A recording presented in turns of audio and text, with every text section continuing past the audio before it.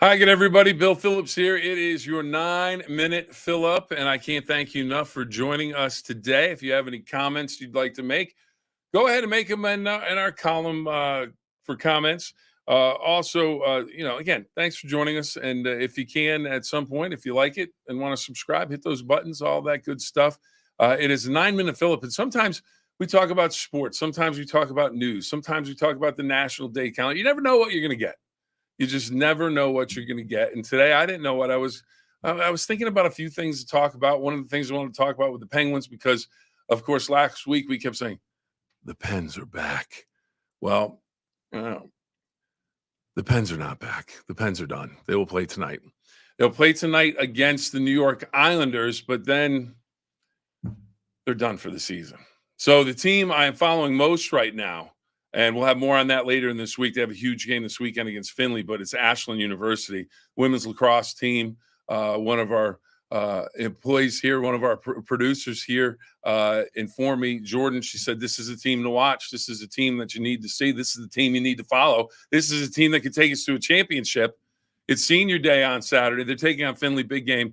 We'll have more on Ashland Finley women's lacrosse later. This past weekend, I talked about them playing a big game at Malone, and 21-0, or no, 21-3, 21-3, Ashland. Anyways, it's enough about sports. Pens are done. They play the Islanders tonight. Then they'll head to the tee box and get ready for the summer. Let's see other things to talk about. How about Taylor Swift? I watched the Eras Tour movie. I didn't go to the concert, but I watched the movie with my daughter Isabella. And the one thing, she's just a force. Anything and everything she touches, it becomes gold. I mean, it's amazing. With Taylor Swift, a library pops up in the Grove in Los Angeles for fans from around the world that were in LA that just started showing up, and with hopes of encouraging to find people that if she left Easter eggs. So I guess it's all a plan as I'm learning about, how Taylor Swift makes everything work. But she has an album coming out. What was the name of the album again? Oh, the Tortured Poets Department. That's going to be dropped, as they say, on Thursday, midnight, Friday morning. So I may have to get up and listen. Or maybe I'll just wait and get up at 3:23 like I normally do and then listen after that. But Taylor Swift, that's the things she's got going on. She's got people in Los Angeles out of their minds looking for Easter eggs. And, of course, everyone looking for, the album to drop. And speaking of poets, so we're going to tie this in. Let's see Dennis, hello from Paden City. Paden City, hello. It's National Haiku Day. So a little poetry, Japanese poetry, 3 lines with a symbol pattern, or a syllable pattern, I should say, of 5-7-5. So enjoy your National Haiku Day. It's National Cheese Ball Day. Okay, make a snack, have a party. That's what that's all about. It's Banana Day. Great food, bananas. You make some. Hello, Cambridge. Hello, Karen in Cambridge. Rainy in Paden City right now. All right. Banana Day. I learned this, a pro tip for everybody. Pro tip, and I don't know. Do you have a? You know what I forgot to do, and this is why I think I go on to overtime so much. I forgot to hit my counter. That was probably a minute or so ago. So we'll guesstimate. We're amongst friends. It's no big deal. Anyways, pro tip on Banana Day. Now I don't do a lot of baking. I do some baking, but great fiber, potassium, vitamin B6, C. But the pro tip, if bakers know this, if the bananas are going brown, take the bananas, throw them in the freezer, save them for when you want to make some banana bread or some muffins. Apparently, it's absolutely phenomenal. Let's see. Hello, New Martinsville. Sandy, hello. Thank you for joining us, everybody. Greatly appreciate it. So we got Banana Day. Oh, and here's one I found out that is actually a great day. I have not celebrated this day on April 17th, but Crawfish Day. If you've ever had a crawfish boil, tremendous. Just a lot of fun. It's a lot of work. They're not the biggest things. Crawdads, crawfish, mud bugs, ditch bugs. What else do we call them? Crayfish. But a crawfish boil, you get crawfish boiled up, some corn, some sausage, some potatoes. You throw it down over the picnic table. It's probably covered with newspaper, and you just have at it and maybe have a couple cold refreshments. to wash it all down.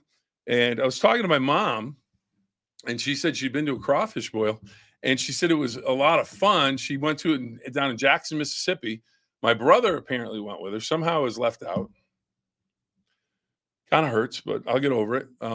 So they had a great time. She said she really did enjoy the crawfish, but it just was so much work because they're so small. She goes, just go to the cousin, go to the lobster. It's not as much work, and you get a bigger meal than with the crayfish. But here's the day. So then we were talking about that. I thought, well, okay, Mom, thanks for talking about that. So then I noticed, because the national day calendar doesn't have just one. It has about 85 days, it seems like. So another day that was on the calendar. So you had your Banana Day, Crawfish Day, Cheese Ball Day, Haiku Day, National Ellis Island Day. So I knew that we did. I knew that my family had some people come through Ellis Island. But I figured I would ask my mom, just to make sure. And she said, oh, absolutely. Absolutely. She said in the early 1900s, we had 6 family members that were from Sweden come through and go through Ellis Island. And on this day, now this is why this is National Ellis Island Day.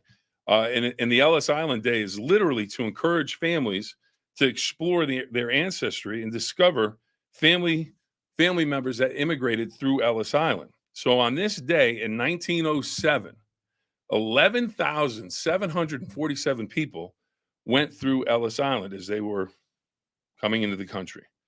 So we had 6 people from Sweden. So we have that to talk about. And then apparently my stepfather had a number of family members from Poland come through Ellis Island. And it was just unbelievable, the amount of people that went through from 1892 to 1924 when Ellis Island was open. Now back to the Swedes. Interesting information, at least to me. And the thing was, my mom kept telling me, she said, Bill, I got to go. I'm getting ready. I'm meeting up with a few ladies for lunch. We're going to Annabelle's, which she's down in New Bern, North Carolina. So Annabelle's is a nice place to go. They like it. She said, you get the onion soup. So if you go to Annabelle's down in New Bern, North Carolina, if you're ever in New Bern, North Carolina, go to Annabelle's, get the onion soup. She also says the shrimp basket is very nice. The shrimp basket is very nice. Now, New Bern, just for a little historical perspective on New Bern, the birthplace of Pepsi Cola. So if you're having a Pepsi, thank New Bern, North Carolina. They have a little store in the downtown. You can go buy some knickknacks and all that stuff.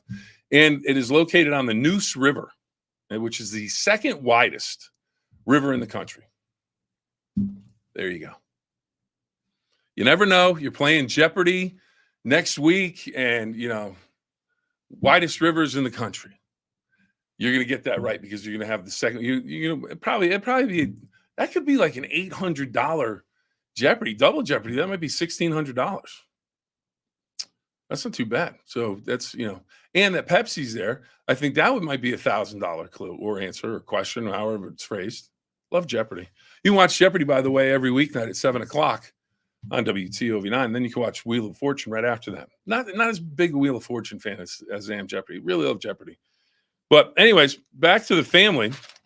So my mom, she tells me about the 6 people that came through and the whole thing. Well, then she gets off the phone and she calls my Aunt Connie, who lives in New Bern, North Carolina. They moved down there. And my cousin Allison lives down there. So she got the backstory on everybody from Sweden. So my great-grandmother and Elin Osterblom, which means Osterbloom apparently means Easter flower. She came through Ellis Island with my man Otis Sandberg, my great-grandfather. And Otis actually, now here's the interesting thing. Again, I don't know if this is information that anyone's going to be really that interested in, but we're filling it up because it's Ellis Island Day. So this is the information I got this information from making one phone call to my mom. You never know. Maybe you have family that went through Ellis Island. Be an interesting trip to take just to explore a little bit, see what the family did. So here's the interesting thing about my man Otis, my great-grandfather Otis Sandberg. Apparently changed his name after he moved to Sweden. He was actually French left his name. When he lived in France was Clarence Dumont. King Gustav needed more soldiers to fight in Sweden. So Clarence decides, going to Sweden, going to fight for the Swedes. So he goes up and he meets up with my great grandmother, Elin. My mom said, my sexy grandmother, Elin. So there you go. That's from mom. They had 8 kids, by the way, in case you were wondering. And they get together and then they live in southern Sweden. Skana, I think, is the name of the town where they're from.